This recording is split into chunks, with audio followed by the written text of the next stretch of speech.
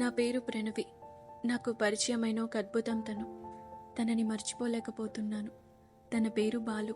ఆ రోజు తన మొబైల్ నెంబర్ తీసుకున్నా బాగుండు. ఈరోజు తనతో కనీసం మాట్లాడేదాన్ని. నాకు ఇంకా గుర్తుంది. తన చూపులు నాకేదో చెప్పాలనుకున్నా. 2024 బతుకమ్మ పండక్కి వరంగల్లో అమ్మమ్మ వాళ్ళ ఇంటికి వెళ్తున్నాను. మొదటిసారి ఒక్కదాన్నే వెళ్ళటం. వైజాగ్లో ట్రైన్ ఎక్కాను. ఒంటరిగా వెళుతుంటే సీతాకోక చిలుకలాగా ఒక్కసారిగా గాల్లో తేలినట్టు అనిపించింది. 13 గంటల తర్వాత హైదరాబాద్లో ట్రైన్ ఆగింది. నేను ట్రైన్ బయటకు వచ్చి వాటర్ బాటిల్తో ఫేస్ వాష్ చేసుకున్నాను. వెళ్ళి వరంగల్ ట్రైన్ ఎక్కిన సీట్లో కూర్చున్నాను. 10 నిమిషాలు అయ్యింది. ట్రైన్ చిన్నగా కదిలింది. అంతలో ఒక అబ్బాయి పరిగెత్తుకుంటూ ట్రైన్ ఎక్కడానికి వస్తున్నాడు. తనని అప్పుడే మొదటిసారి చూశాను. ఎందుకో చూడంగానే నచ్చేశాడు. నాకు తెలియకుండా నా మనసులో తను వచ్చి నా ముందు కూర్చుంటే బాగుండు అని అనిపించింది. తను ట్రైన్ ఎక్కాడు. పరిగెత్తినందుకు అనుకుంటా బ్యాగ్లో వాటర్ బాటిల్ తీసుకొని తాగుతూ నా వైపు వచ్చాడు. నాకేం చేయాలో తోచలేదు. నా బ్యాగ్లో బుక్ తీసుకొని నా ఫేస్కి అడ్డుగా పెట్టుకున్నాను. నేను అనుకున్నట్టే తను వచ్చి నా ముందే కూర్చున్నాడు. నేను బుక్ కళ్ళ కిందకి దించి తనని చూశాను. తను చాలా అందంగా ఉన్నాడు. ఏంటో తెలియదు కానీ నా మనసు చాలా సంతోషంగా ఉంది తనని చూస్తుంటే. తను నన్ను ఇంకా గమనించలేదు. నేను మాత్రం తననే చూస్తున్నా, బుక్ అడ్డుగా పెట్టుకొని. తను ఒక్కసారిగా నన్ను చూశాడు. అంతే. నాకు చాలా భయమేసింది. బుక్ అడ్డుగా పెట్టుకున్నా. నాకు చాలా సిగ్గేసింది. తను మాత్రం నా ఫేస్ని చూడాలని చాలా ట్రై చేశాడు. 10 నిమిషాల తర్వాత తన మొబైల్లో సాంగ్స్ పెట్టి ఫుల్ సౌండ్ పెట్టాడు. నేను బుక్ని చిన్నగా కిందకి దించి నా కనుబొమ్మలు ఎగరేశాను. అంతే. తను సాంగ్స్ ఆపేశాడు. నేను మళ్ళీ బుక్ అడ్డుగా పెట్టుకొని నవ్వుకున్నాను. తనతో ఎలాగైనా మాట్లాడాలనిపించింది. బుక్ క్లోజ్ చేసి బ్యాగ్లో పెట్టాను. తనని చూశాను. తను నన్ను చూశాడు. తన కళ్ళల్లో ఏదో మ్యాజిక్ ఉంది. అలాగే చూస్తున్నా. అంతలో తన మొబైల్ మోగింది. తను ఒక్కసారిగా ఉలికి పట్టాడు. నేను తనను చూడటం ఆపేసి కిటికీ నుండి బయటకు చూశాను. తను కాల్ లిఫ్ట్ చేసి నన్ను చూస్తూ, హలో చెప్పరా. అవునా, కాంగ్రాట్స్ రా. సరే, నేను మళ్ళీ చేస్తాను అని అంటూ కాల్ కట్ చేశాడు.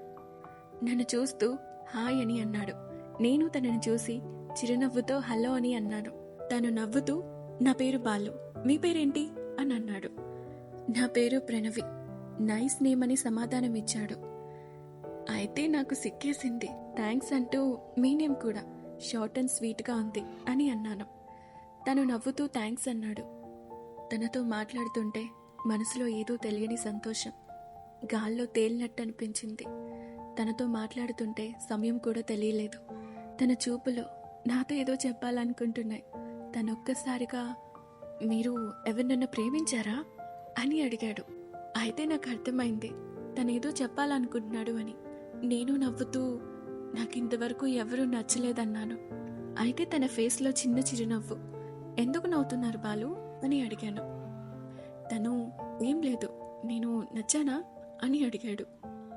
అవును నచ్చారు చూడగానే అని అన్నాను. తను నిజమా అని ఆశ్చర్యపోయాడు. అంటే మీరు నన్ను ప్రేమిస్తున్నారా అని అడిగాడు. నేను చెప్పానా మీకు, ప్రేమ అని చెప్పలేను, కానీ చూడగానే నచ్చేశారు. అవునా అని అన్నాడు తను. అంతలోనే నాకు మా మావయ్య కాల్ చేశారు. కాల్ లిఫ్ట్ చేసి మావయ్య మాట్లాడుతుండగానే ట్రైన్ వరంగల్ స్టేషన్లో ఆగింది. మావయ్య కాల్ కట్ చేసి ట్రైన్లోకి వచ్చి నా లగేజ్ పట్టుకొని రామ్మ వెళ్దామని అన్నాడు మావయ్య. మావయ్య పక్కనుండేసరికి తనతో ఏం మాట్లాడలేని పరిస్థితి. తనని చూస్తూనే ట్రైన్ కిందకి దిగాను. తను కూడా వెనకాలే ట్రైన్ దిగాడు. తను నాతో మాట్లాడాలని ప్రయత్నించాడు. కానీ మావయ్య పక్కనే ఉండేసరికి నేను తనని పట్టించుకోలేదు. అదే తనని ఆఖరిసారిగా చూడటం.